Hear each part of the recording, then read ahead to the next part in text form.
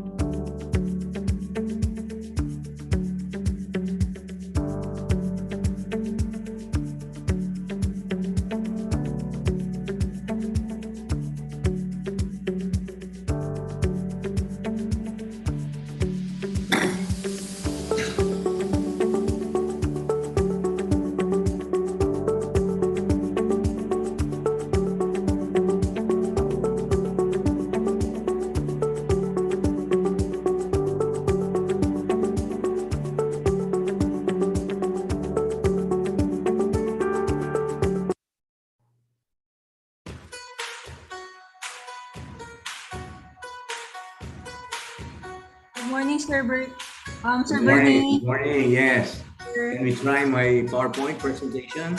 Yes, sir. Glad to meet you, Eunice. Yes, sir. Nice to meet you too, sir. We can rehearse your slides before we start the event, sir. So I'll be sharing it here. Please, just Yes, to sir. make sure. Can you see it now? Okay, yes. Okay, next slide, please. Okay, next. Okay, Okay, so sir. it works. So that's how. Okay, So sir. I'll say next. Okay, sir. Yes, okay. Thank you. Okay, sir. I'll close it now. How many are you expecting? There are actually more than 90 registrants in the Is there? Zoom, so we're Yeah, expecting a big. good.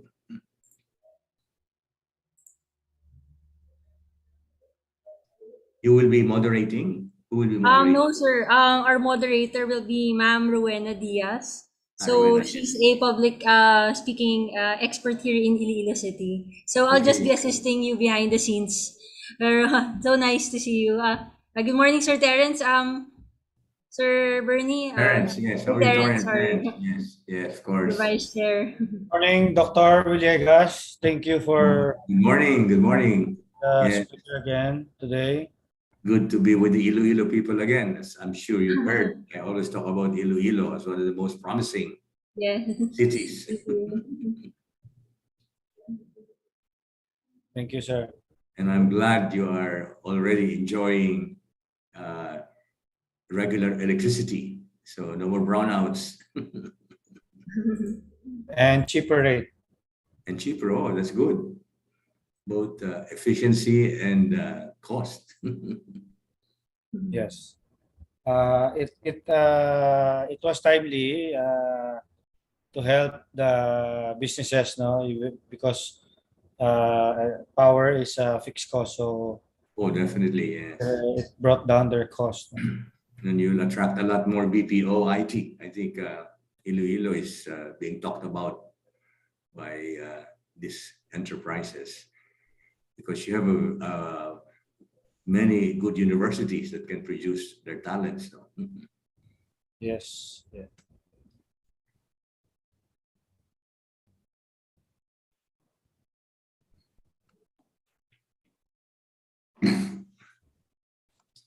I'm trying Good to morning, remember. Dr. Villegas. Good morning, yes.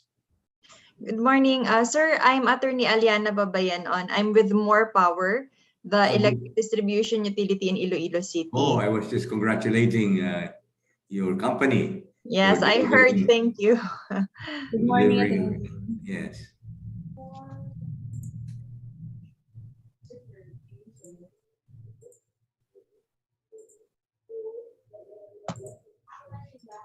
I was just trying to remember when was the last time I gave a briefing to Iloilo. I think it was already during the pandemic, no? Yes, sir. Just a few years. Last year, sir. I think. Last year, yeah, Or okay. 2020. Yes, sir. Yeah, I remember Mayor Treñas was there. Are you expecting Mayor Treñas this time? We have invited this officer. But we're not sure of his personal attendance. But he'll Okay, be sending his representative. Good, good. When have you been last here in Iloilo City, sir? No, the last time was before the pandemic. I haven't traveled at all. We should visit us, sir, Yes, when yes, we have the definitely, time. definitely. Excuse me, sir.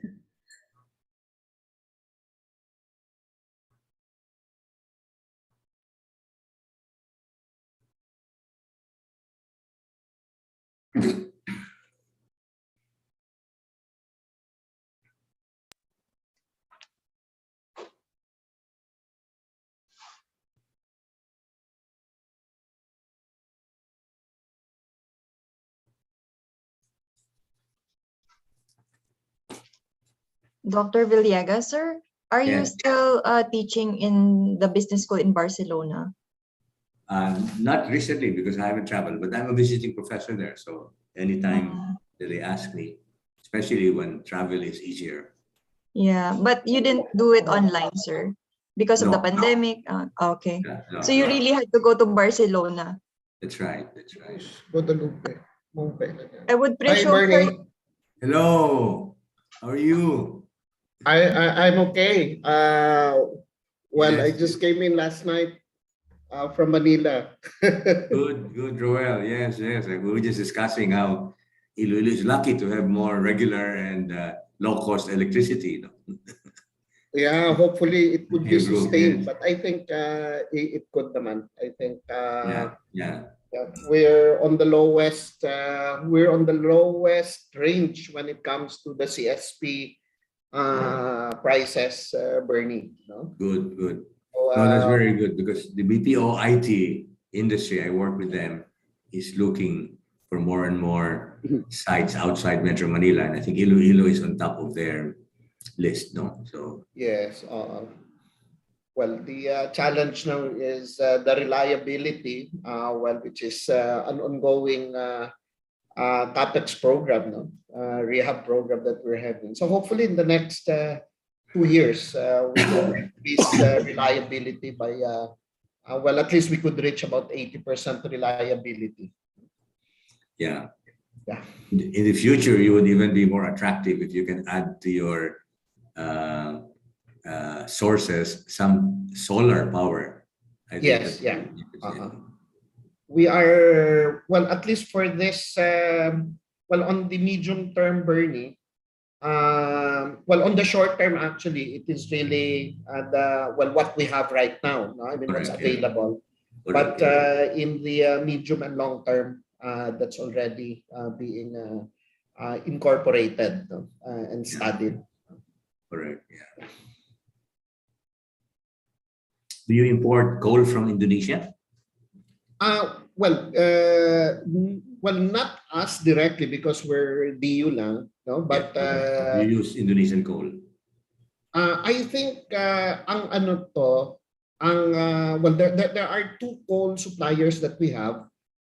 These are KEPCO in Cebu and Semirara. No? Okay, So Semirara is using their coal, That's right. but what they call this KEPCO is getting theirs from Indonesia. Okay, KEPCO is Korean, no? Korean. That's correct, Ernie. Yeah. Very good. Well, with the high price of oil right now, I think it's good we have some sources of coal our own. Yeah, actually, ang hindi nakikita, Bernie, is oil now has actually, well, pre-pandemic, that was about mga $90, no? That's right. Per barrel. And now it's hitting about 200. No? Fortunately, in the recent days, it has been coming down. Yeah, but but ang coal, Bernie, which is not seen by most people, pre-pandemic was $90 per metric ton. Right now, it's hitting over 400. So the increase of the coal price is actually double the increase of more than the oil. Yeah. Yeah. Well, anyway, I mean, Yeah. So, well, that's why you really have to look at alternative, more renewable yeah, sources of energy. Yeah. that's right. And I'm sure the whole energy sector is looking at the presidential decree about nuclear. That's going to That's be a right. very Yes. important Yeah. development. You know, I was telling Dr. Kaloy Arcilia, who's the one who's the expert. Yes. Yeah. He is fortunate because he has two opposing sides already supporting him. Winnie Monson, who is very anti-Marcos, Okay. Yeah. and the Marcos group definitely will have nuclear. So Yeah. opposing sides agree on nuclear. Yeah. Actually, on 2 or 3 occasions, kami ni Kaloy, we were together in Russia. Well, I remember one of those was when we were with the party ni President Duterte, who went there for the official state visit. No? Yeah, but other than that, I think we had 2 more trips ni Kaloy together in Russia, looking at the small nuclear power The plants, modular floating one. power plants, floating power plants. Exactly. That's why we don't really have to put it in Bataan. It's not necessary. Mm-hmm. It could be in some small island. I think the candidate is Samirara. Yes, yes. Uh,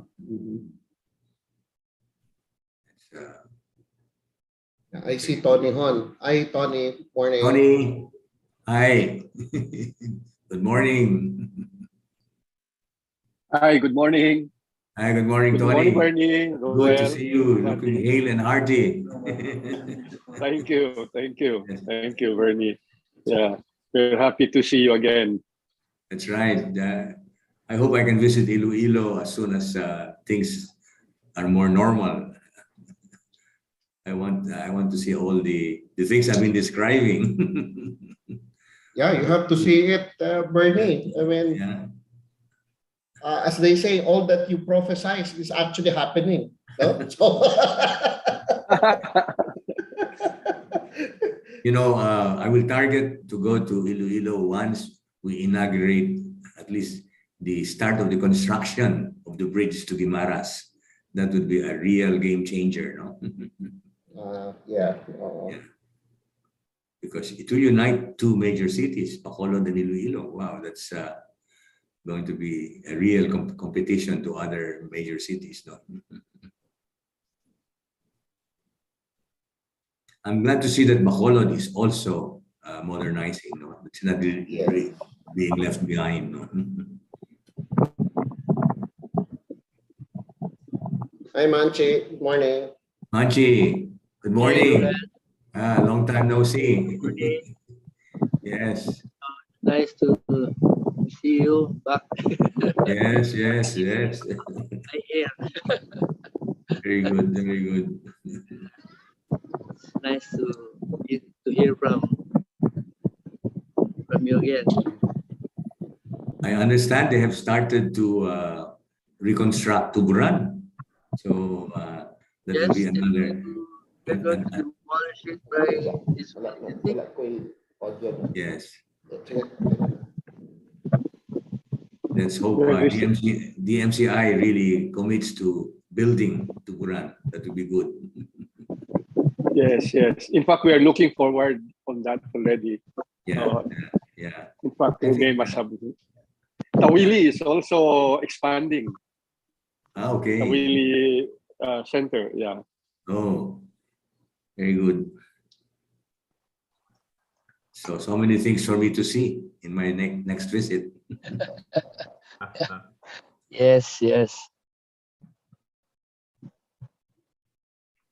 Actually, the construction here, Bernie, is not stopping. Yeah, You see a lot of cranes still. No? So, sorry.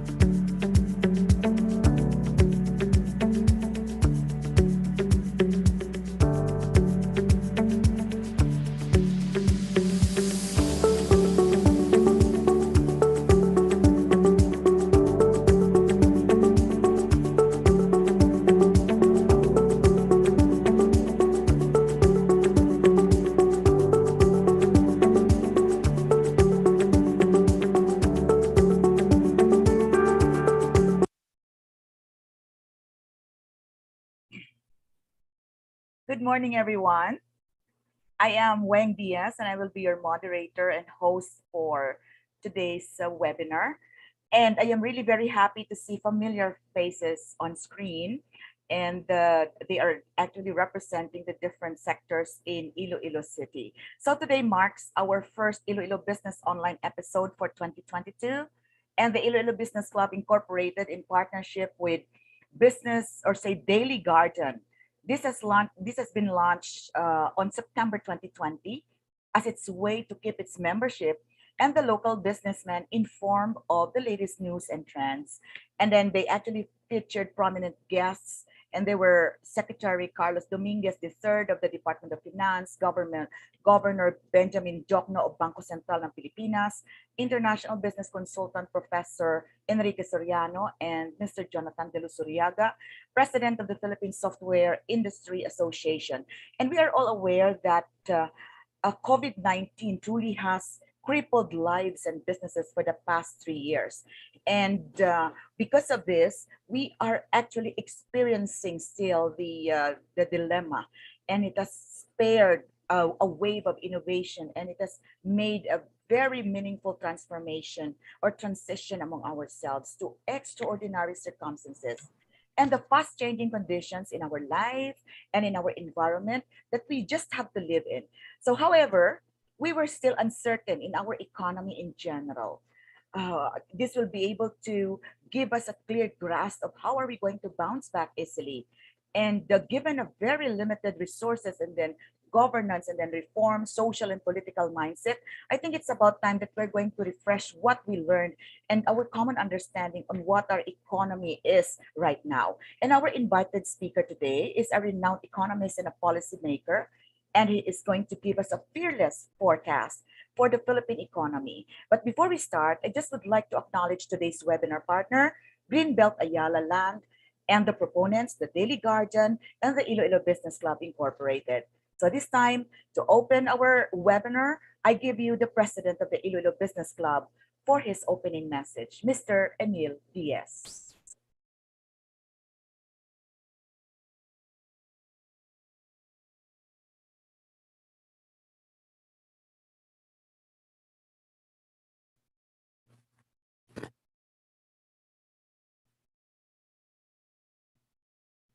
Okay, is Mr. Emil ready for his opening message?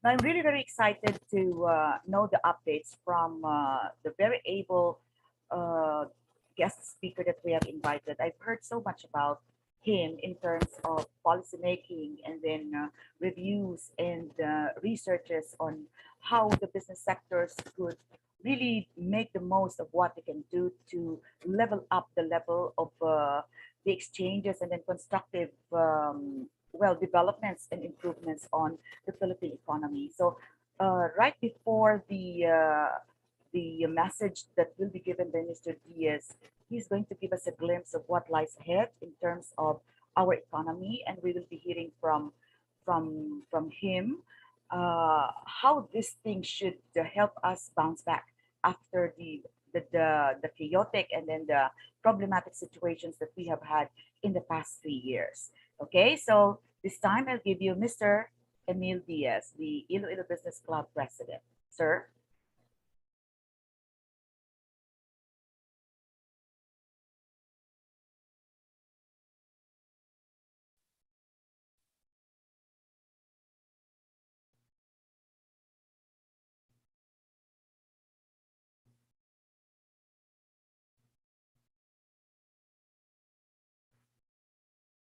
Sir Diaz, I think you're off mic.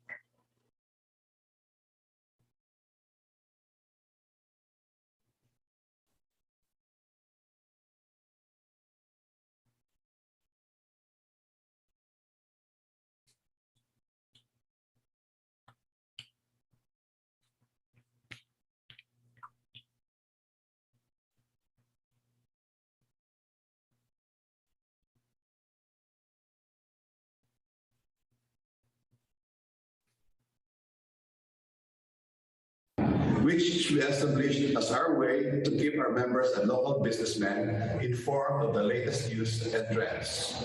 Today, in keeping with our tradition of holding business conversations with key leaders in the country about pressing issues in the industry amidst the pandemic, we are privileged to have with us Dr. Bernardo M. Villegas on our first session this year.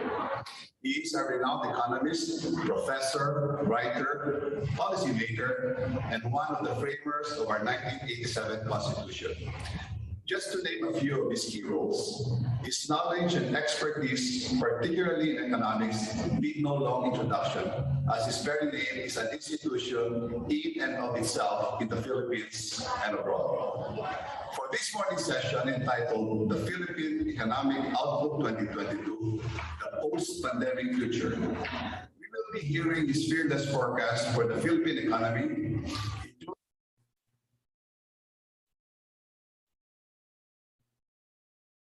Okay, so thank you very much, Mr. Emil Diaz, President of the Iloilo Business Club. So we truly appreciate your efforts in providing members of the Iloilo business sector access to a year-round series of high-level speakers from the Philippines and abroad. And definitely this would result in very insightful, meaningful exchanges and constructive takeaways for everyone. So today's episode will give us a glimpse of the things that we need to understand about our economy, and let's hear it from someone who is so adept with this field. So Dr. Bernardo M. Villegas is a visiting professor of ICSE Business School in Barcelona, and then professor and senior vice president of the University of Asia and the Pacific, and research director of the Center for Research and Communication, Manila. He has a PhD in economics in Harvard University in 1963, and is a certified public accountant. Having been one of the CPA board top-notchers, he obtained bachelor's degrees in commerce and humanities, both summa cum laude, from De La Salle University, where he established a record by obtaining a straight A's in the LIACOM course, and a 5-year course that he finished in 4 years. As an economist, his special fields of study are development economics, social economics, business economics, and strategic management. And he is the author of several economic textbooks widely used in the Philippine schools and universities. He currently sits as members of the board of directors of advisory board of leading national and multinational firms such as Benguet Corporation, Alaska Corporation, and Finma Property Holding Corporation. And he likewise is the consultant on management development and strategic planning for leading firms operating in the country and in the Asia Pacific. Dr. Villegas has also served in the boards of leading non-governmental organizations like Makati Business Club, Pilipinas Shell Foundation, Finma Foundation, the Parents for Education Foundation, and the Dual Tech Foundation in the government. So Dr. Villegas' service was sought after by the succeeding presidents of the Republic. He serves as a member of the Constitutional Commission that drafted the Philippine Constitution under former President Corazon Aquino. He was appointed as member of the Council of Economic Advisors of President Fidel Ramos, and he was asked by President Joseph Estrada to help promote the Philippines among local and foreign investors. During the term of President Gloria Macapagal Arroyo, he serves as a private sector representative in the boards of the National Development Corporation and the Philippine Infrastructure Corporation.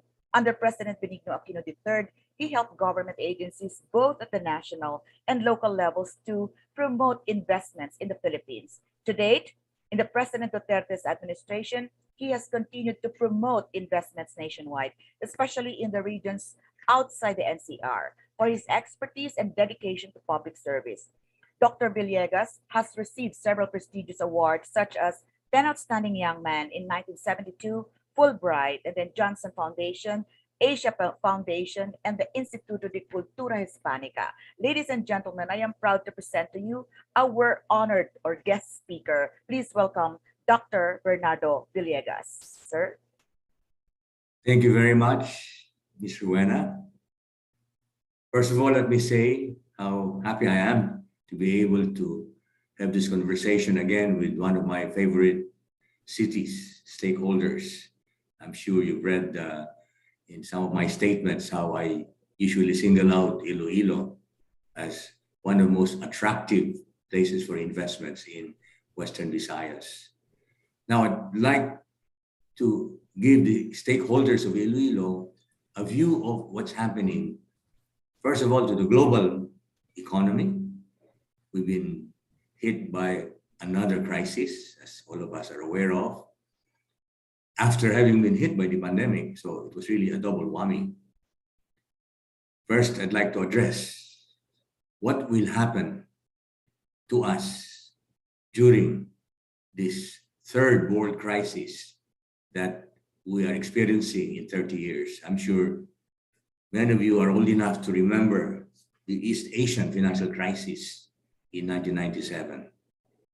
Then came the Great Recession in 2008, precipitated by the subprime crisis that caused the demise of banks like Lehman Brothers and so on and so forth. And now we have this third global crisis that has resulted from the Russian attack against Ukraine.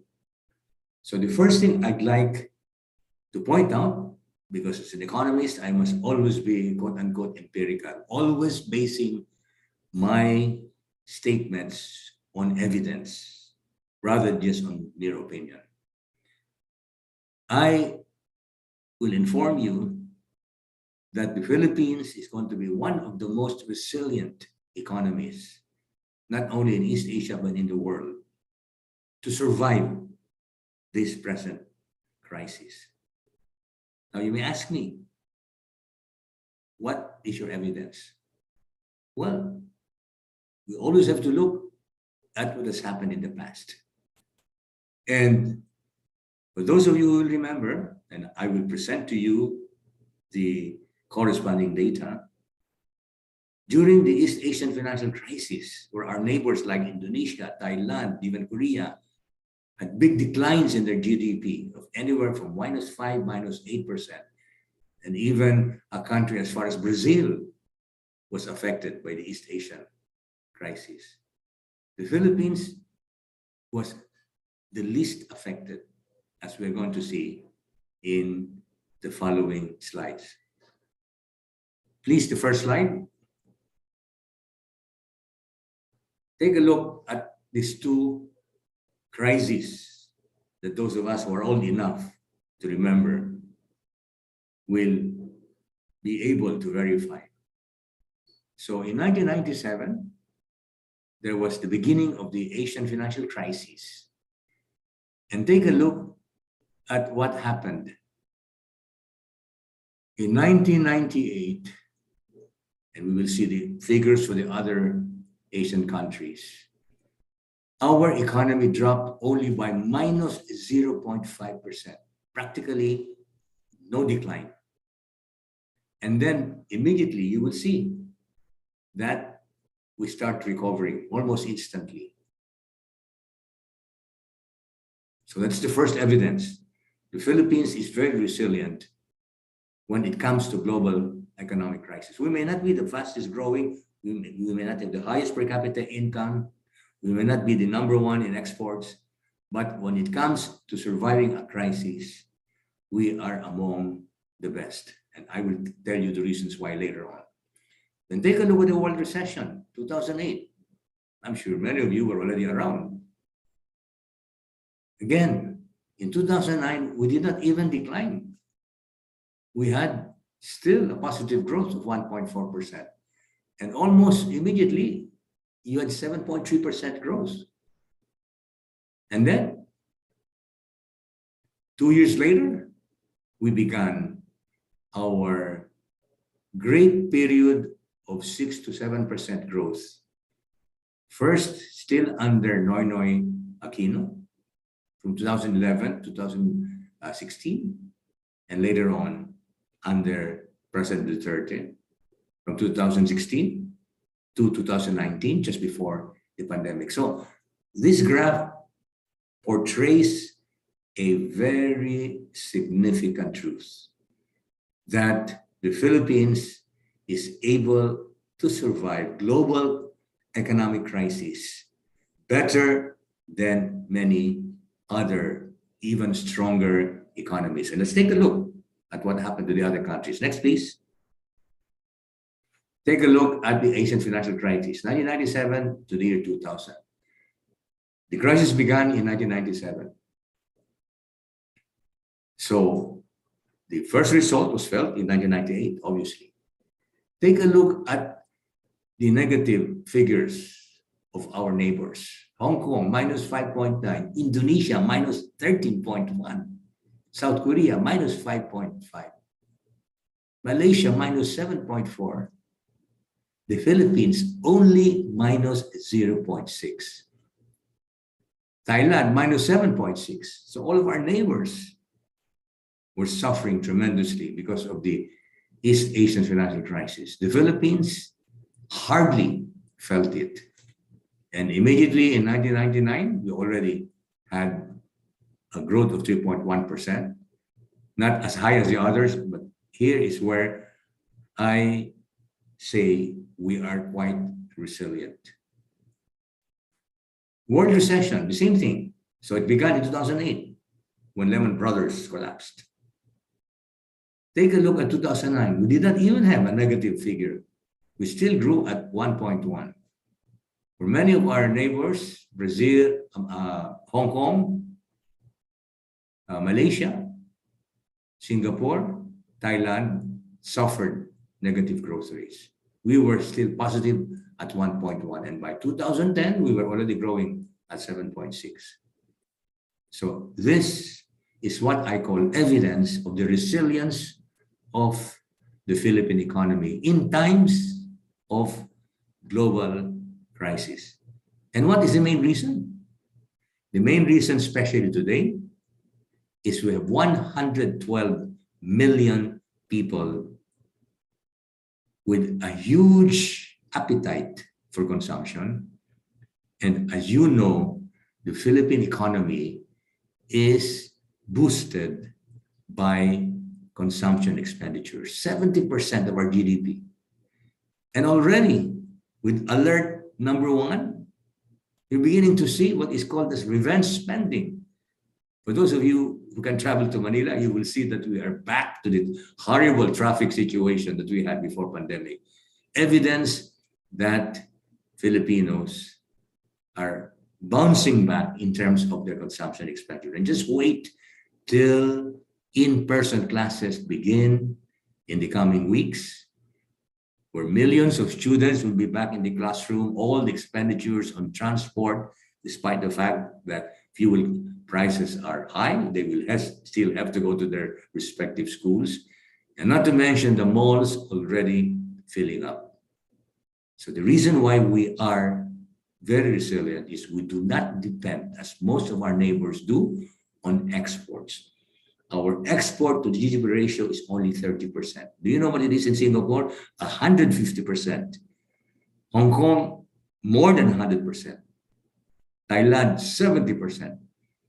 So what we consider sometimes as a weakness, and indeed, it is a weakness if we cannot earn enough dollars to pay for our imports, is our low volume of exports. But you know, we are making up for that with our $36 billion of remittances from 10 million overseas workers, our $26 billion of IT business process outsourcing services.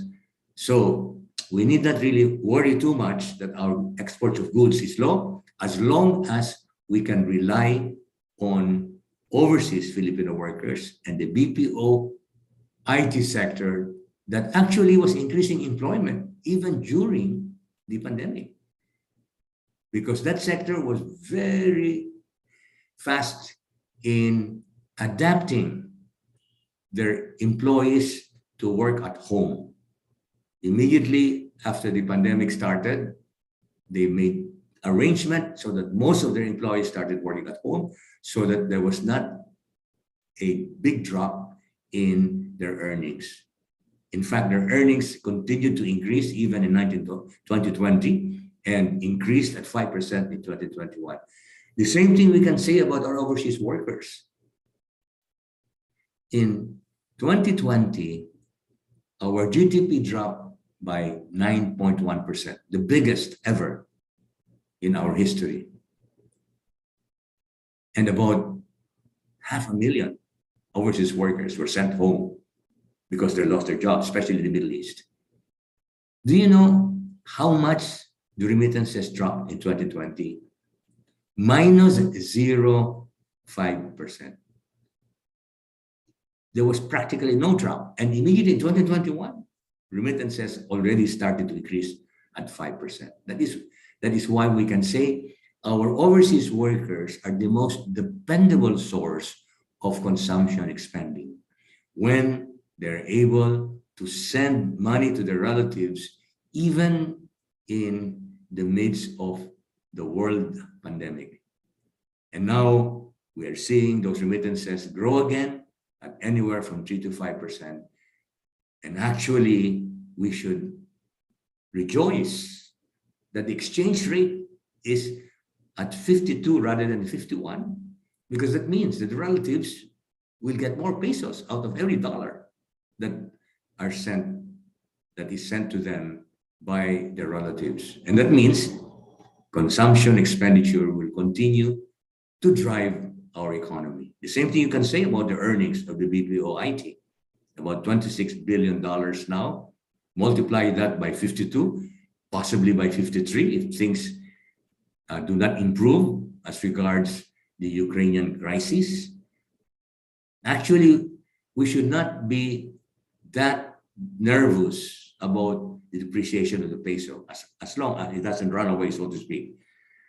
I find 53 actually very desirable because I think it is unfair that for many years we were having an exchange rate of 48, 49. It was so unfair to the relatives of the overseas workers to have a strong peso.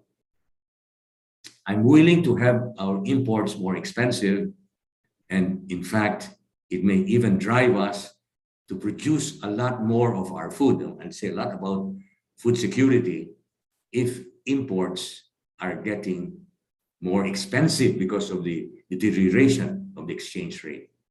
But we can address that later on. Now, next please. But in other areas like export of goods, we are not really resilient.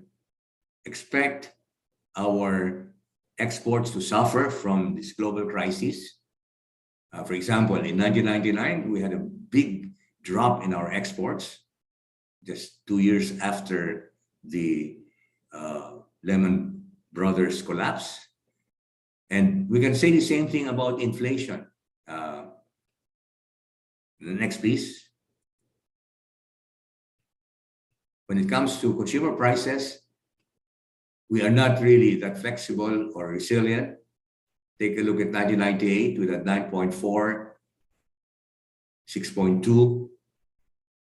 We were not the best in terms of inflation figures, which means that we have to brace up for higher inflation this year.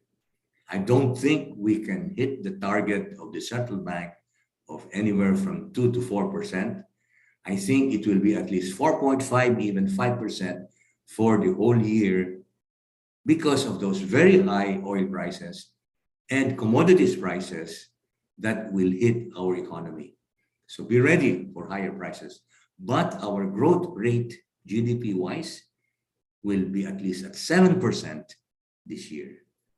And that is the important thing because that means that our consumption expenditures are being supported by incomes, first of all, from overseas workers, by BPO IT, and this is good news to Iloilo, because Iloilo will be one of the more attractive places for domestic tourism, especially as I was telling some of you earlier, if we can really show that we are building that bridge from Iloilo to Guimaras, Guimaras to Bacolod, you will have a very attractive metropolitan area combining Bacolod and Iloilo, but is in the middle of a tourism triangle with Guimaras as a very important destination for tourism.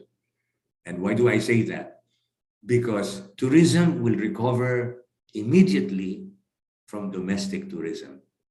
It will take time for foreign tourists to come back to the Philippines in big numbers. I expect that to happen 2023, 2024, but almost immediately, the 70 million Filipinos who before the pandemic were traveling to sites outside of their home, to Siargao, to Siquijor, to Guimaras, to Camiguin, to hundreds of islands that need not include Boracay. You know, I don't talk about Boracay because I think Boracay is overrated.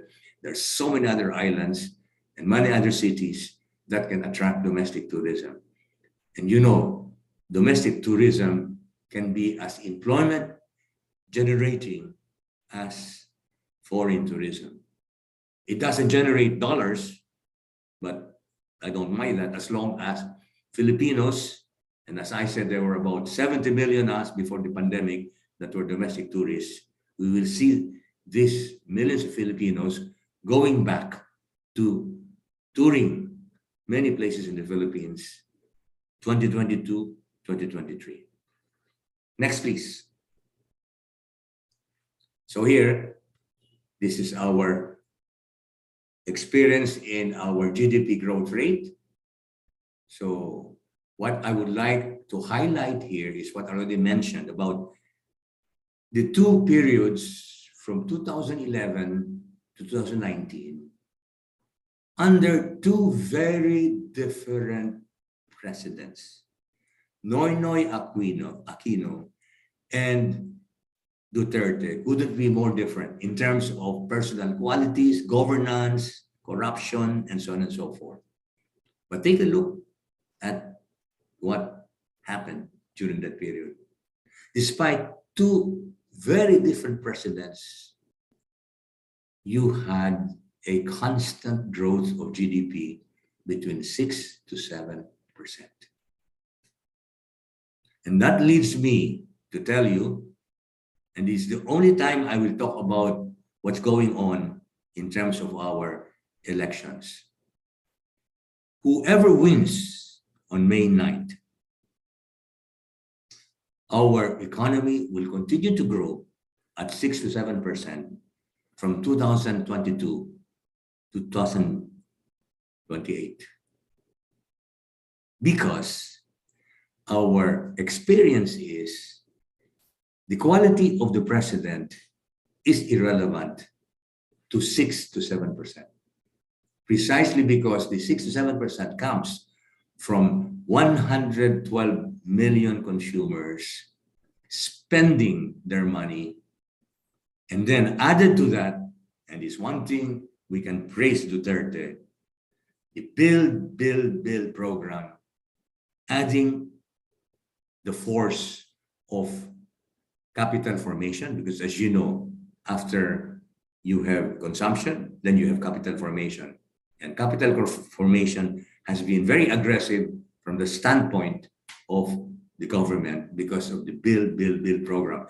And whoever is the next president cannot afford to stop build.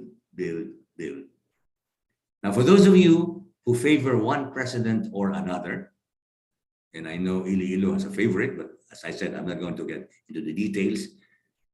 I will not in public tell you about my preferences. It will be unfair for me. The difference is if we elect a president who will minimize the leakages from bad governance and corruption, from 2022 to 2028, we will see a growth rate of 8 to 10%. Replicating what happened in China during the time of Deng Xiaoping in 1978, when China's GDP was growing not at 8 to 10%, at 12 to 14%. Or India in the early 90s, when Manmohan Singh started to open up the Indian economy to market forces, and the Indian economy started to grow at 10 to 12%.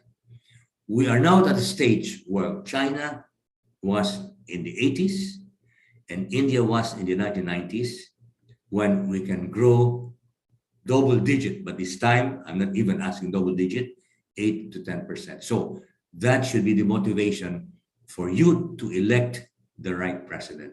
And the right president, as far as I'm concerned, is to continue doing what every president has done, appointing the best and the brightest to the central bank, to the Department of Finance, DTI, etc., because that is why we are growing at 6 to 7%.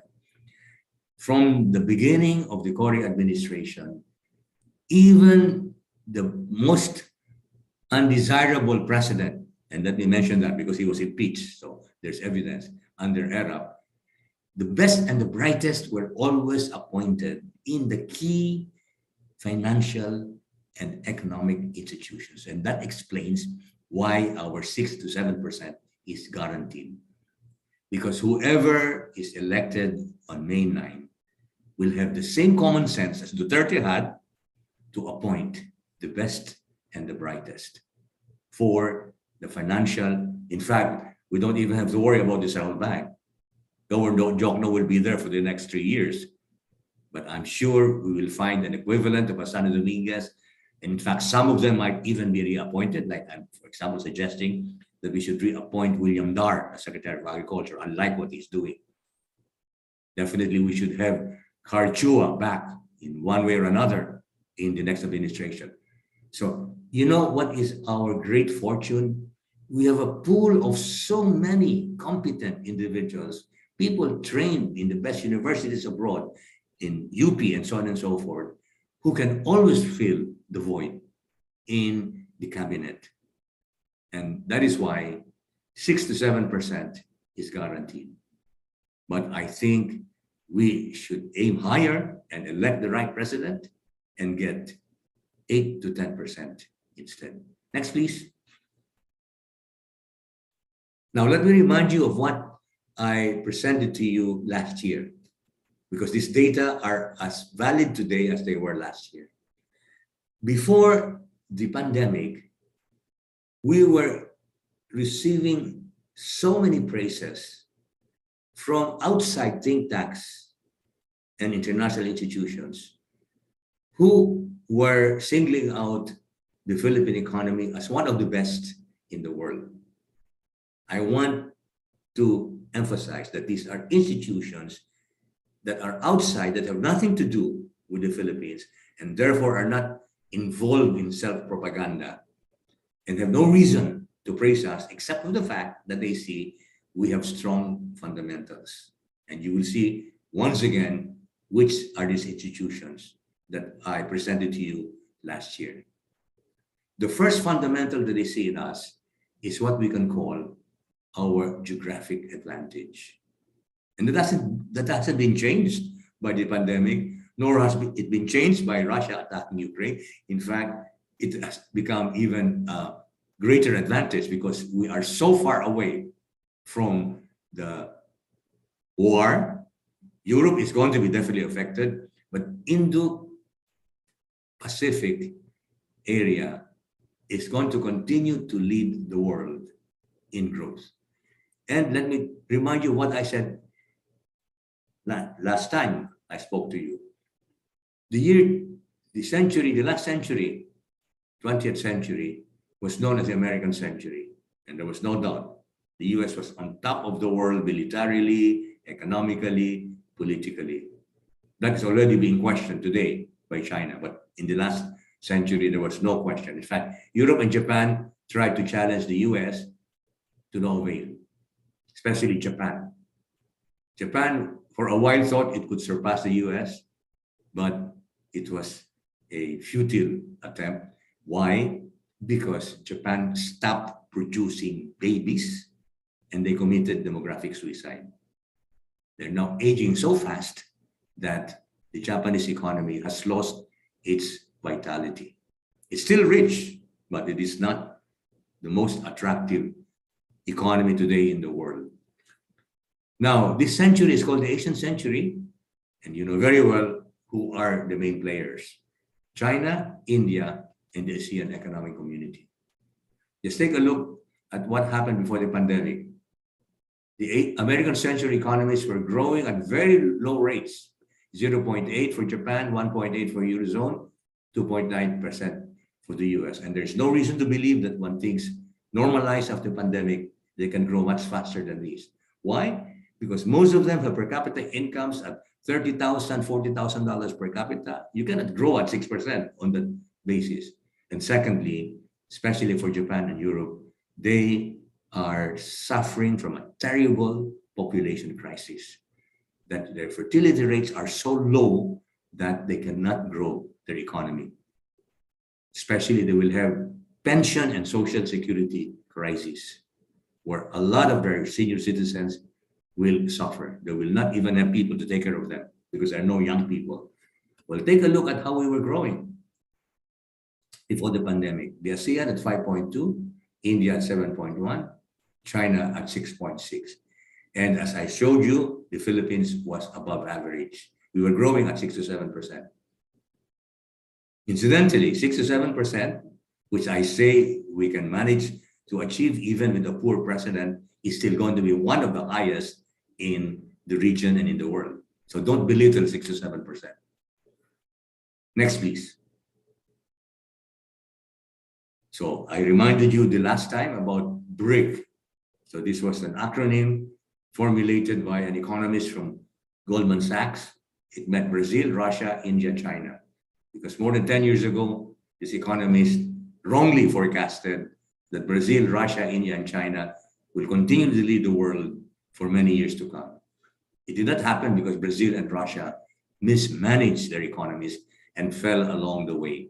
No one is excited to invest in Brazil, especially now in Russia. In fact, the Russian economy was already in a bad shape before the attack. Now it's worse. Now, the focus of investors are now China, India, and our 10 member countries of the ASEAN Economic Community. For a while, they included South Africa for political correctness, but it really doesn't make sense economically. Very small figures. And now South Africa is also in crisis, domestic crisis. Next, please. The same economists of Goldman Sachs added 11 other emerging engines of growth to BRIC. These are still very valid. No one of these countries has fallen along the way. Still attractive: Bangladesh, Egypt, Indonesia, Iran, Mexico, Nigeria, Pakistan, Philippines, South Korea, Turkey, and Vietnam. And you will notice that among the 10 ASEAN countries, only 3 are part of this list: Vietnam, Indonesia, and the Philippines, VIP. And it makes sense. These are the 3 countries with the largest populations, and over the last 10 years have improved the management of the economy, that they are able to grow at fast rate, especially Vietnam, which, as we will see later, surpassed us in 2020 in per capita income. Next, please. Now, this is the first think tank I was referring to, Oxford Economics. I'm sure many of you know that it's one of the most prestigious think tanks in the world. Just before the pandemic, you had this list of leading emerging markets that will dominate the global economy in the next decade, according to Oxford Economics. And it is very encouraging for us that we were number 2, next only to India. We surpassed Indonesia and even China. Why is China only number 4? China right now seems to be recovering faster in the economy, although, as you also know, they are falling back into the pandemic. They have another serious pandemic challenge. But the Chinese economy is definitely a very vibrant economy. Why is it only number 4? If you take a longer period, 10 years, because China is already suffering the same problem as Japan: rapid aging, and that is bringing down its economy. Can you imagine, even if they have 1.4 billion people, if in the next 10 years, 30% of those 1.4 billion people are going to be over 65, It's something that is unimaginable. 30% of 1.4 billion already retired, not having enough young Chinese to take care of them. How will they get all the food security that they need? This is going to be the challenge to China. And that is why, over the long term, China is paying very seriously for its one-child policy that it's been trying to reverse over the last 5 years to no effect. The Chinese couples are not cooperating. They're not having more than one child. Next, please. Another think tank. This is the CEBR, Center for Economic and Business Research from London. This was already in 2021. I'm sorry, December 2020. It made a forecast from 2020 to 2035. And take a look at what they say about the Philippines. The Philippines will improve its ranking from 32 to 22. It's the most improved. Let's take a look at the others. So which means that this think tank thinks that from 2020 to 2035, our growth and the management of our economy will be such that we will improve our ranking in the list of the leading economies of the world, starting with the United States. Now, take a look at what happens here. The United States is number one, and by 2030, it will become number two to China. China will now be number one in terms of GDP. And so, again, this is an independent, positive assessment of the Philippines. Next, please. Another independent assessment from the famous weekly magazine called The Economist. I'm sure some of you read The Economist. So these are selected emerging economies ranked on 4 measures of financial strength.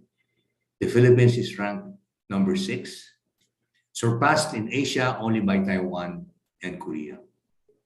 Take a look at all the countries we will surpass in financial strength.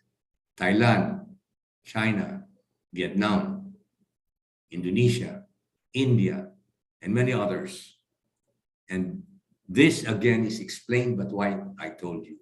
Over the last 30 years, because we always had the most competent, the brightest people in the economic and financial institutions, like the Central Bank, Department of Finance, and so on and so forth, we have built strong institutions that make our economy financially strong. For a long time, for example, our debt to GDP ratio was at 30%. That's no longer is the case, as I'm sure you know. In fact, that's the challenge of the next administration, because we had to borrow billions and billions during the pandemic to address the problem of the people during the pandemic. That 30% has become 60%, and that is untenable. We have to repay a lot of that, and we will not be able to raise more debt money. It will be more difficult for us. Therefore, the next administration will have to get long-term capital for the build from outside. And since we cannot borrow, it has to be through equity investment. And that means we have to have huge amounts of foreign direct investment, especially in telecom, in airports, in railways, and all these things that are now made possible by the Public Service Act amendment, which, as you know, will now allow foreigners to own as much as 100% of airports, railways, and so on and so forth. And it is very timely that the Duterte administration is going to pass that. Hopefully, President Duterte will sign that bill before the end of his term. I think he will, because he's been showing his own concern about the next administration being overborrowed and not having the necessary stability to be able to borrow more. So that is going to be the big question. But fortunately, we can expect that whoever wins will always have a pool of the best and the brightest willing to be in the areas which will manage our finances. Next, please. This is the longest forecast ever made by a bank. This is Hong Kong Shanghai Bank, all the way up to 2050. In fact, even beyond what NEDA forecasted. I'm sure many of you in government know that's Ambition 2040 of NEDA, a result of 2 years of looking into the future and saying what the Philippines would look like in 2040. Well, Hong Kong Shanghai Bank looked even further to 2050. Take a look what HSBC says the Philippines will be. It will be the 16th largest economy in the world by 2050, surpassing Indonesia, Australia, Argentina, very strong Malaysia, Saudi Arabia, Thailand, Netherlands. So that's a very good endorsement of the Philippines by Hong Kong Shanghai Bank, also one of the most famous international banks in the world.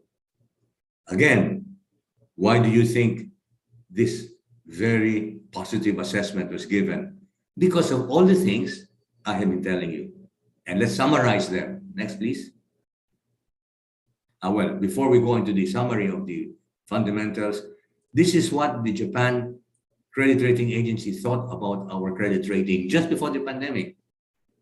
We were upgraded from BBB+ to A- because of our strong financial institutions and our having been able to keep our debt to GDP ratio at 3%, our fiscal deficit at 30%, our fiscal deficit at 3%.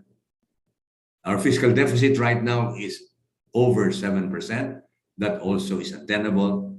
And I repeat, the next administration will have a lot of difficulties raising funds to continue the growth. And therefore, there is no alternative but to get foreign capital. The good news is, in 2021, we got $10 billion worth of foreign direct investment despite all the world chaos. That means that investors are increasingly coming to the Philippines, and that was even before the Public Service Act was amended. Now, with that ability right now, foreigners to come and own 100% of their infrastructures. In fact, let me just cite a very exciting possibility. You must have read what Dr. Carlos Arcilla is going to be at the center of attention when we start putting up the nuclear plant. Because as you know, we have Duterte signing that executive order opening the possibility of the Philippines having a nuclear plant. It could be in Bataan or elsewhere. Now you can be sure, if Marcos is elected, some of you I'm sure is not happy about that thought, but if Marcos is elected, definitely he will be aggressively pushing the nuclear plant for obvious reasons. But the good thing about those who are in favor of nuclear is that one of the most famous economists in this country, Winnie Monsod, who was the Secretary of Planning, NEDA Director General during the time of Cory Aquino, has been very vocal about her support for a nuclear plant. So that means that both sides of the political spectrum are in favor. I say both sides of the political spectrum because Winnie Monsod is very publicly favoring Leni Robredo. So that means that the objections to the nuclear plant will be minimized in the next administration. And the good news is, as Dr. Arcilla said, among the 5 or 6 countries that have offered to help us put up the nuclear plant, he singles out South Korea as the most attractive. Do you know why? Because the South Koreans are willing to spend all the money, $1 billion or even more, and we don't have to spend a cent. Because South Korea, as it already has done in KEPCO, the energy plant in Cebu, can own the nuclear plant 100%. And of course, they will make money by operating it. So that means that we don't even have to spend a single centavo if we get South Korea to be the one to put up the nuclear plant. Next, please. So I summarize all the good things that we have been praised for. Demographic dividend, we have a young, growing, and English-speaking population that accounts for our resilience. Whatever happens, overseas workers deliver. Whatever happens, BPO IT delivers. And whatever happens, our 112 million consumers will spend because they have spending power coming from at least these two sources of income. And then you can add tourism to that in a big way. Geographic dividend, I already explained that. We are right smack in the middle of the most dynamic economic region in the world, the Indo-Pacific region. I'm sure you've noticed that more and more we are using Indo-Pacific. Before, we used Asia-Pacific most of the time, but you cannot ignore India in this equation. So it's Indo-Pacific. Let me explain temporal dividend. I think I explained it to you the last time, but some might have forgotten. If you remember your elementary course in economics, for those of you who went to UP, Economics 11, Economics 101, or whatever it's called in the universities where you study economics, you may remember a phrase called Engel's law. Engel was a German economist who formulated the law that as an individual or a family improves its income from poor to low middle income to upper middle income, the percentage of its consumption on very basic things like rice, kangkong, etc., will drop precipitously, and it will spend more and more of its income on more sophisticated industrial goods and services. And we are precisely at that stage where we are graduating from low to low middle income to upper middle income. And during that range of growth, the demand for all types of consumer goods and services will increase exponentially. And that makes our domestic market very attractive to our own investors, the San Miguels, the Ayalas, and so on and so forth, and to foreign investors. They will come here, not to export from the Philippines, but to sell to Filipinos. And that is going to happen in the next 10 to 20 years. So those who were born after the year 2000, the so-called centennials, and even the millennials, because the millennials will still live another 20 years, were born at the right time. They were born at the time when the Philippines is going through this transition from low to middle income, when the demand locally for all types of goods and services will be increasing very fast. And that is called the temporal dividend. Now, we have abundant natural resources. In fact, right now, our mining companies are making a lot of money because very high prices of nickel, of copper, even of gold. And then, as I said, we have tremendous natural resources for tourism. And the good thing is our build is being focused a lot on the countryside. Sorry.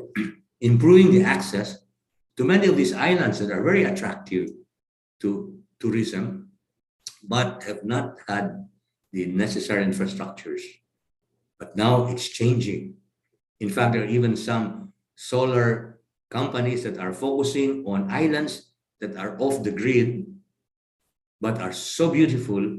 And now they're putting solar there so they can have electricity, and that will open up these islands to tourism. Build. I already mentioned this. And one thing I praise the Duterte government is that, especially under the leadership of Mark Villar, who was Secretary of Public Works until he had to run for the Senate, practically all the money of the government for infrastructure is not being spent in Metro Manila or Metro Cebu. Their idea was to spend most of the money of the government in the countryside to improve farm-to-market roads and access to touristic places. And their idea was if Metro Manila needs better NLEX, SLEX, better railways, better whatever you may need in an urban area.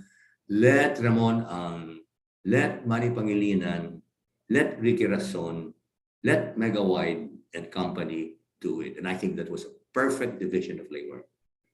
And I'm sure the next government will follow the same rule, especially if they get foreign direct investments to do a lot of the infrastructures in Metro Manila and Metro Cebu. And faster growth of regions outside the national region, and you are one of the beneficiaries of this trend. So the major beneficiaries are, first of all, Calabarzon, especially with the focus on Batangas. Then, Joke. excuse me, Central Luzon with the focus on, Meeting siya, Ninong. on the Pampanga Meeting siya. Triangle. Si Liz. Excuse me, Pampanga Triangle.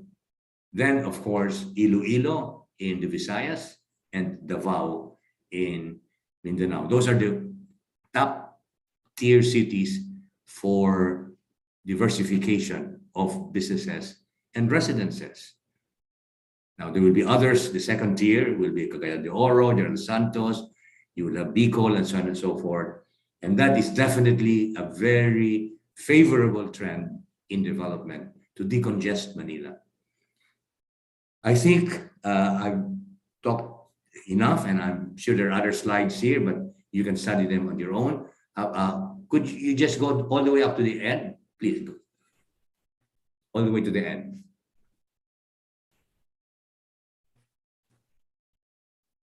Sorry, just that here. Okay, so just to give you the final macro forecast. So as I said, inflation rate will at least be at 4.5%. Replicating what happened in 2021, I think we will be over the central bank target because of high prices of oil and commodities. But 4.5 is not something to worry about. Peso dollar rate, 51 to 52. If the war in Ukraine can be somehow stopped before the year is over. There are already good signs. As you probably saw, the oil prices have gone down from $140. Now it's closer to $100. So there are already signs that the world is being able to adapt to the war in the Ukraine. But if things deteriorate, this will be at 52 to 53. 50 to 51, 51 to 52 is if we are able to resolve partly, not necessarily entirely, the Ukraine problem.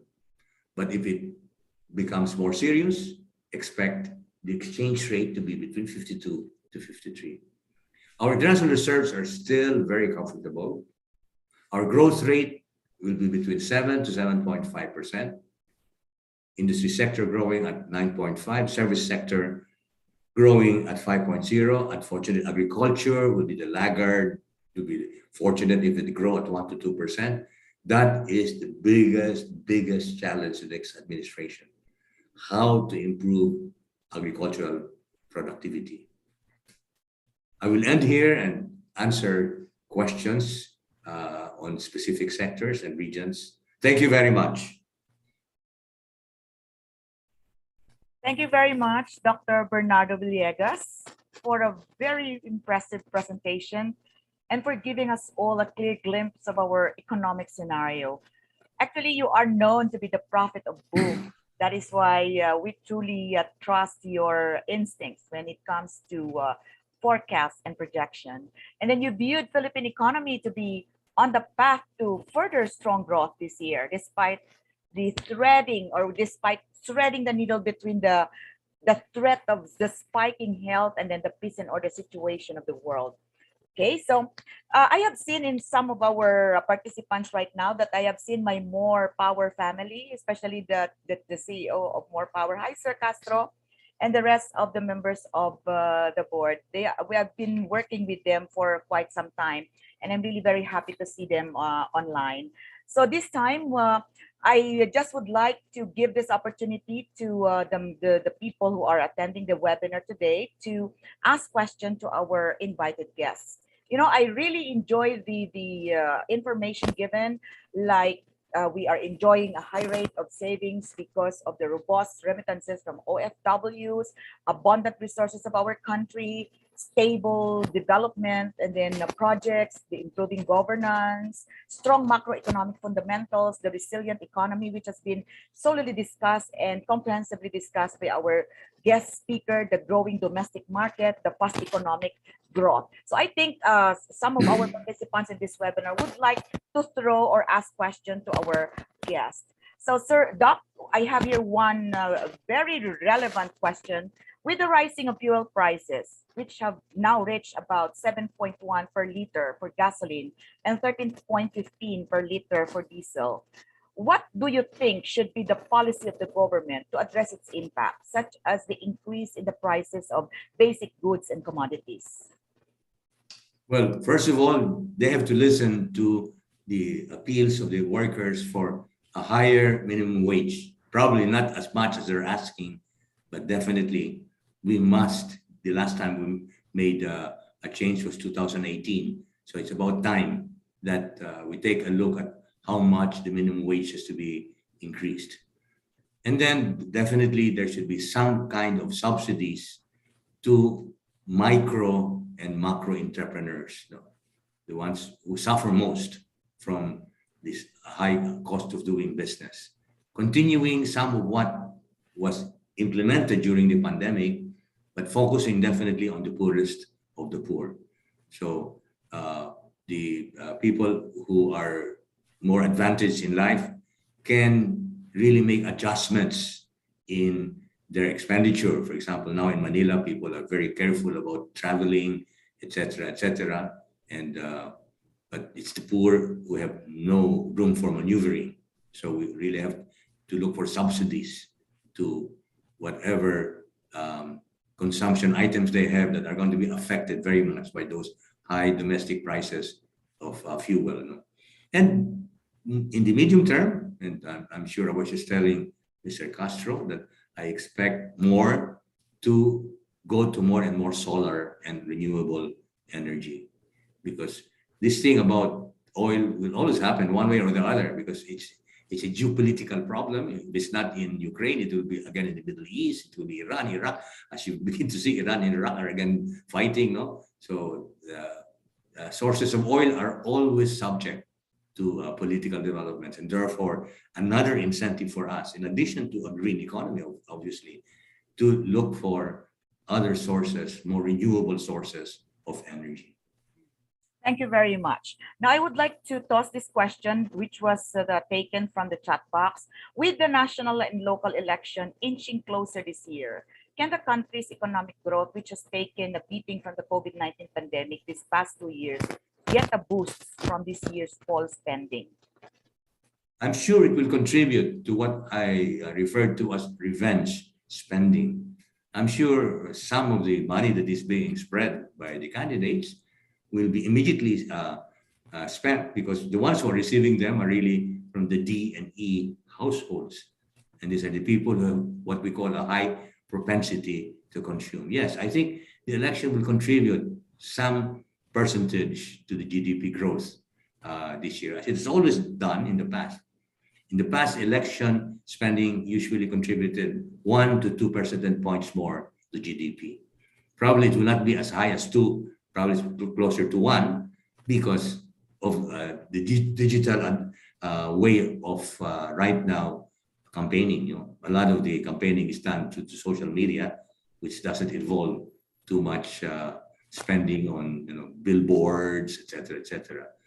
But I still see some candidates giving out money, so that money will definitely be spent. Yeah, so it has definitely a favorable impact of the national elections. And I it think always so. boost, yeah, it would always boost the Philippine economy. Well, of course, there are surely many other determinants of the economic growth. Elections definitely have a substantial growth-inducing effect on our economy. Yeah, thank you. Thank you very much, Doc. Now, I have here another question from our participant. Okay. Mhm.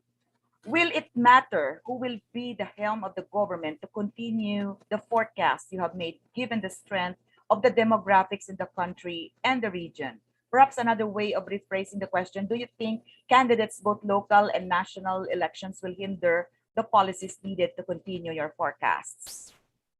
As I said already, if we get what in the mind of the questioner is the wrong precedent, and usually that is related to problems of governance, no, corruption, and so on and so forth, our economy has enough strength to continue growing at 6 to 7%.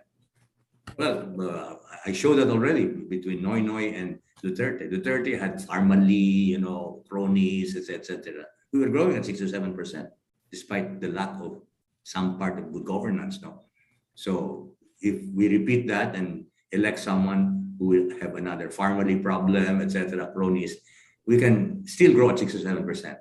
But if we elect a president who will avoid all of those defects of governance, as I said, our growth will be at 8 to 10%. So that's a motivation for us to elect the right president. Because I don't want people to say so that I don't care. Therefore, we can grow even better if we make the right choice. Okay. So that's the way I present it. No. Thank you. Now, this question is from Ms. Jennifer Tan Wantong. How will our economic landscape change if we allow 100% ownership of foreigners? Will that pose danger to us Filipino investors? Oh, definitely. I've written a lot about the Filipino first mentality as being very harmful to the economy.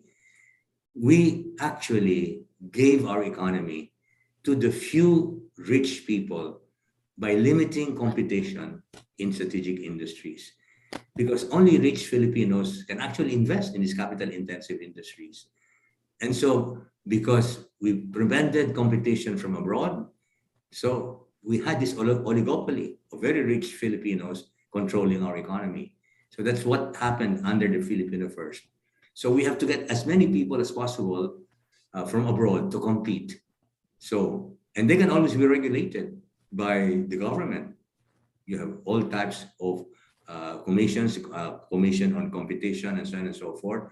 And they can definitely be stopped if they start using their power to harm the Filipino consumers. But we need capital. Long-term capital is not available in the Philippines, even from the savings of the domestic of the remittances. These are all short-term capital. They cannot be invested in businesses that take 10 years to return. And so instead of saying Filipino first, only Filipinos can own the strategic industries, we should have let the foreigners come in so that we can have more efficient industries that are not under oligopolies and monopolies. Thank you very much. This one is a very interesting one. On the regional economic and trade ties, what is the important role of the regional comprehensive economic partnership to the Philippine economy? Very important. And in fact, I hope that the objections of the farmers that are legitimate can be addressed in the first months of the new administration, so that it will only be delayed, but that we have to be part of the RECP. We will be like a leper in Indo-Pacific if we don't belong to that. No, that we will get so many benefits of being able to attract investments from our neighbors. There are 15 countries in this RECP, including the biggest ones, including China, including Japan, including Australia.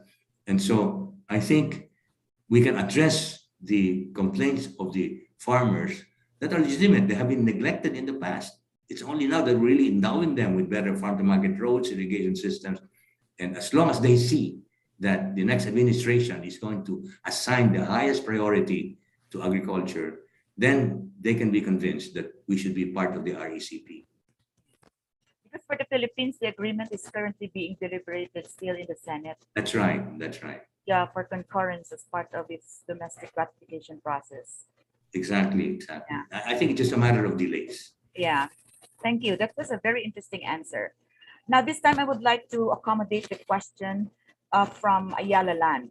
Okay, Dr. Villegas, you mentioned revenge spending. Do you think that this will continue in the real estate business or industry?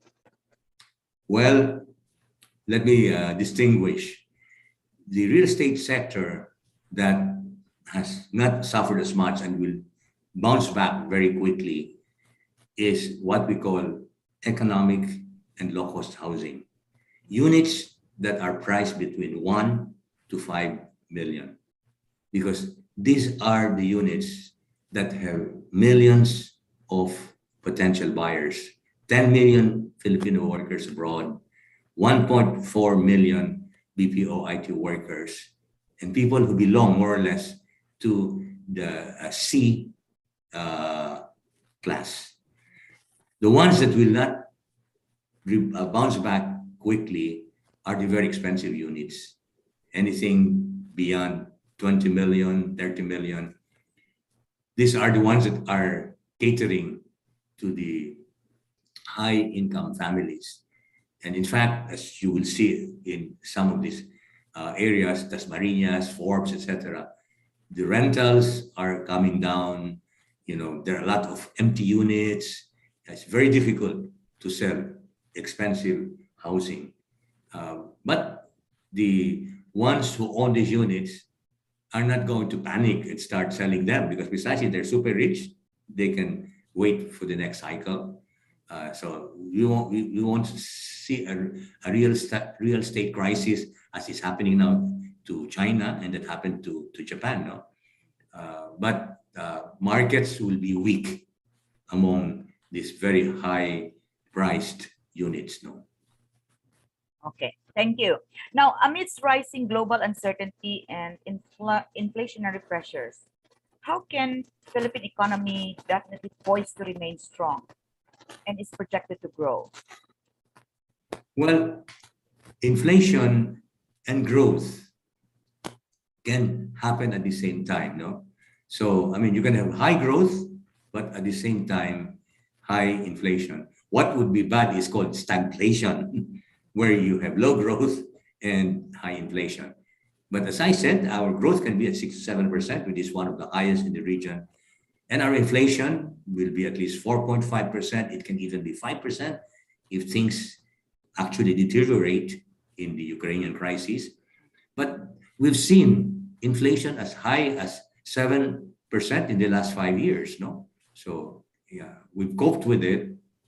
Well, during the post-martial law period, we even had inflation of as high as 50%, but that was, of course, something very, very special. So we can live with inflation, but as long as our government is able to have certain policies that help the most vulnerable members of our society to cope with inflation. And I already mentioned what those are: helping micro entrepreneurs, continue with the cost subsidies to the poorest of the poor, and so on and so forth. Okay, thank you. I would like to accommodate this question from Renee Tan. We have well-trained health professionals. What is the future of our healthcare industry and medical tourism? Do you see medical tourism as another magnet for foreign investments in the country? Oh, definitely. All over the world, consumers have become a lot more health conscious because of the pandemic, both in terms of the problems of the sick, so curative, and of preventing sickness. In fact, I think there's going to be even more interest in getting regular health checkups, et cetera, getting all the necessary help from health workers. So you can see expenditures on health probably increasing from 3 to 6, 8% of GDP. And that means that there will be a greater demand for health workers. I already see a lot of groups, investor groups, planning to put up more hospitals in different parts of the Philippines. Mm-hmm. And that means they will have a greater demand for health workers, especially nurses. But let us also be ready for the whole world having the same big demand.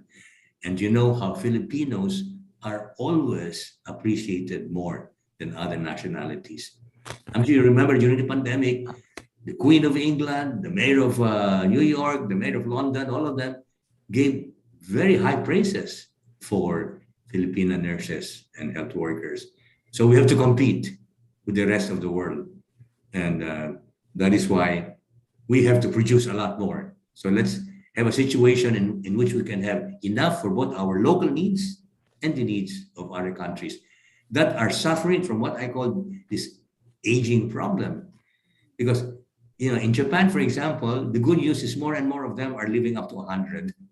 But what do you do living up to 100 if you don't have people to take care of you, no? And you can see that in many other developed countries, especially countries like Spain and Italy, that have a lot already of Filipino overseas workers. So I'm very bullish about the health sector, especially the training of more and more doctors, nurses, caregivers, and so on and so forth. Okay. I would like to pave way for this question from More Power, the one of the council, More Power. Every time a COVID-19 surge threatens to overwhelm the country's health system, our government imposes a draconian mobility restrictions across regions. Do you think this approach would change anytime soon, especially with the change of presidency this year? What is your opinion on this draconian approach? And would this materially affect our economy's recovery or 6 to 7% expected growth? Well, I'm sure we're learning from our lesson. So in fairness to the government, it was their first experience and they panicked and they gave so much importance to what China is now doing, zero COVID, that they had all those draconian measures. But especially if you have people like Carl Chua in the next government, you probably will remember that Carl Chua was the one speaking like a voice in the wilderness, saying, please let us give equal importance to the economy and this balance, no? And now he's the one who said, let's open classes, no?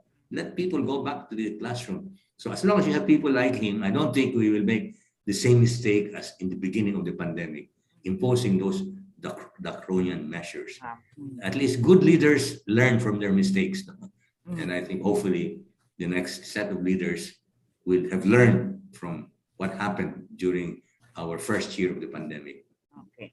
Thank you very much, Doc. Now, this time, we would like to open the platform for everyone who would like to ask questions to Dr. Villegas personally. We would appreciate you opening your mic and then introduce yourself and then address your question to him. Anyone? Yes, can I start, Rowena? Yes, please. Thank you. Dr. Villegas, good Oh, morning. Rafi. How are you, Rafi? Yeah, it's our. Where are you now? Where are you? I won't say. You're in Iloilo? Why not? No, actually, you did mention foreign investments, and I think for a time I shared that 100% should be able to open to competition, no doubt about that. But do you think it should also need the proper governance? And is our level of governance, public and private sector, ready to handle the 100% foreign investment? Not all foreign investments is good. I mean, there has to be some basis for choosing who and what we want should enter our economy and be 100% equity. What are your thoughts on this? Thank you very much. Yeah, that's a good question, but that's where exactly we have to make sure we have the right people. For example, in our Philippine Commission Constitution, Balikasan is a very good chairman.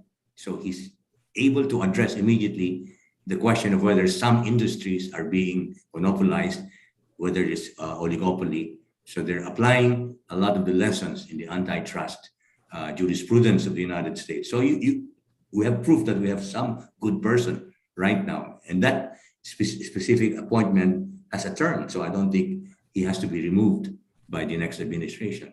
So again, it's a question of who will be the people who will be appointed by the next government to be the regulators of investments, whether local or foreign. And in that regard, I'm glad that Rafi asked that question. All of you should make an effort to identify from your personal contacts who would be the best Secretary of Finance, best Secretary of Trade and Industry, and so on and so forth, that you should volunteer to the president of your choice so that you have a bigger pool of the best and the brightest for the next president to choose from. Some of us in UNP are doing that. We're making a long list of people we think should be in the next government, whoever is the next president. But your question is right. Well, we must have the right people, but that's true in any society. You must have people to choose to distinguish between the good and the bad investors. No? Okay. Thank you. Thank you, sir. This time I would like to ask or request Mr. Castro from More Power to toss his question. Good morning. Good morning, Dr. Villegas. Good morning. Just wondering on this crisis that's going on right now. How long do you think would this be? No, and looks like I don't know if it is true, but from the news, international news yesterday, looks like China will also come in and help Russia, and there are sanctions being mentioned by the US against China. Well, long and short of it is that how deep will this go, and how soon do you think will this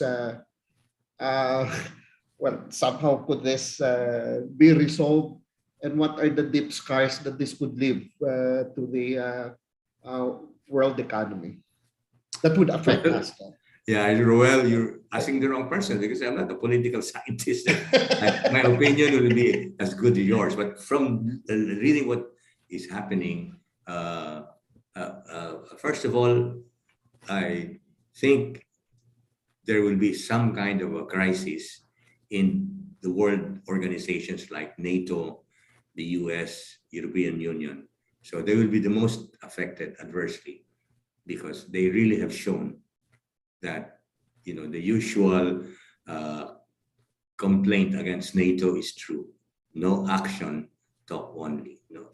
So I think either that would lead to the disintegration of all their organization, or a strengthening. I hope it will be a strengthening, and they really will show that NATO has a role, and European Union has a role, and so on and so forth. Now, the other big question mark is leadership in the US. Is Biden handling it properly? You know, this very question is, what would have Trump done? So all of those are the questions that I cannot answer. No, because these are all imponderables. We really don't know, because a lot of the things hang on the decision of one person by the name of Putin. No, and so I think this now we have to add something over and above human forces, and that is Pope Francis, no, who has been constantly asking everyone now to pray. No? So, and for those of us who believe in the message of Our Lady of Fatima, especially to remember what Our Lady of Fatima said about Russia. Thank you, Bernie. Thank you. Thank you very much, Sir Castro. Now we still have one slot for the question. Last question for today's webinar. Anyone? May I ask, ma'am? Yes, ma'am. Yes, ma'am, Jennifer. Yes, I wanted to ask regarding food security, especially with Iloilo vying for 2028 highly urbanized city, and so the developments here are gearing towards urbanization. And what will happen to our food security here? And what is your suggestion how we can combat that, sir, with the rising cost? Because most of our millennials are not gearing into farming anymore. So how do we address that, Dr. Villegas? Well, I'm glad you asked the question, because I think Rene Guy was listening. We have to definitely address the problem of technical education, not only in industry, but in agribusiness.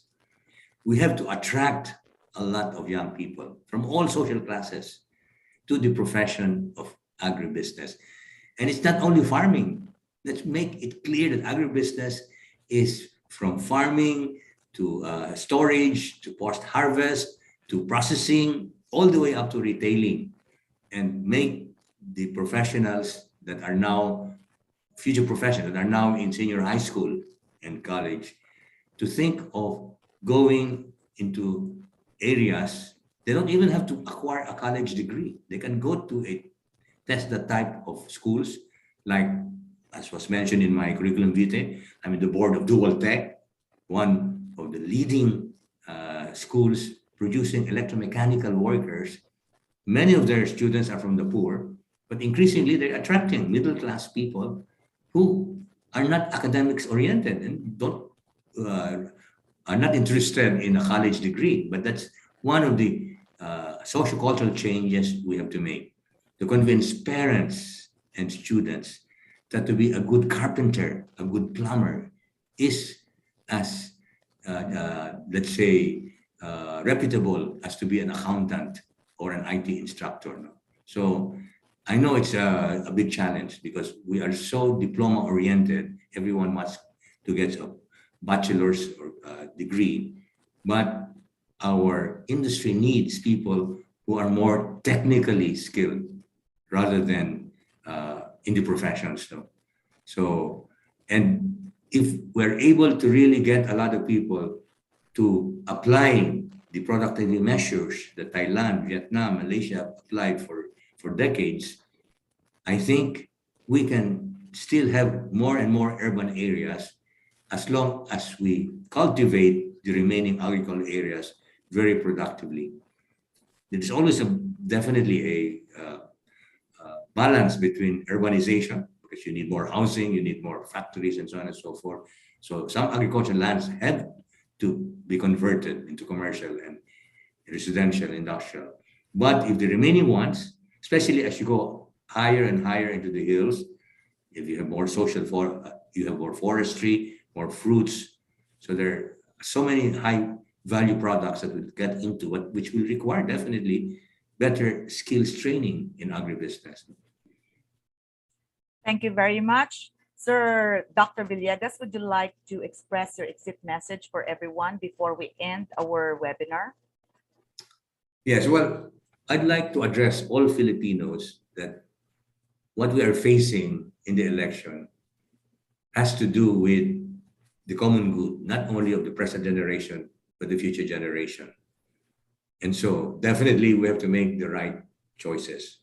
And all of us have to really study all the pros and cons of the various candidates, not only at the highest level, but especially at the local level, because a lot of things can happen at the local level, even if the national leaders are not the best. No? So it's the common good we're thinking of. And I think we have to also examine the backgrounds of these candidates. And as I said, we're trying to have a list that we will present to the next president. Sorry. The criteria are, number one, integrity. That's the first thing. People who are honest. Second, obviously, professional qualification in whatever field that they will be in, that they have experience. If they're going to be in agriculture, definitely they have to be like William Darr, who has had international experiences all over the world in agriculture. Third, if they are in a position that is an executive, not a legislative function, they must have had some experience in managing people. You may have the most brilliant economist, but he will fail if you put him in Department of Finance if he has never managed people, if he's teaching all his life. So another criterion for people who are being put in executive position is they must have proof that they know how to manage people. And I think those, and obviously, they must be in good physical health because government work is very demanding. Those are the 4 criteria we're applying to the people we are now examining for possible appointments of the next president, whoever she or he is. Thank you very much. Thank you very much, Dr. Villegas. Even if we are discussing a very... Xerox ka lang to kay Budlay na mag-trace ang auditor. Thank you very much, Dr. Villegas. Even if we are discussing technical topic this morning, I can vividly relate and I fully understand what you are trying to to express and share with us, and I truly appreciate it. So thank you Thank you. everyone for joining us in our Thank you very much. yes, thank you, sir. In our 2022 first episode, and it has been a very meaningful forum that surely shows that what is certain is that the economic future in the Philippines will belong to the Filipino business leaders who can best anticipate changing demands from consumers, the wider public, and their own employees to drive innovation and growth. Massive investment planned across the Philippines, everything from service to transport to food to urban infrastructure. The time is right for innovators to build their businesses as they continue building our country. So this has been a very, very meaningful and significant forum for everyone. And we would like to thank you, our very honored guest for this morning, for giving us a very precious time to explain all the things that about his forecast about the Philippines. Thank you very much, everyone, and have a nice day. Thank you. Thank you. See you later. Yes. Thank you, sir. We hope to see you in our next forum. Thank you, Dr. Villegas.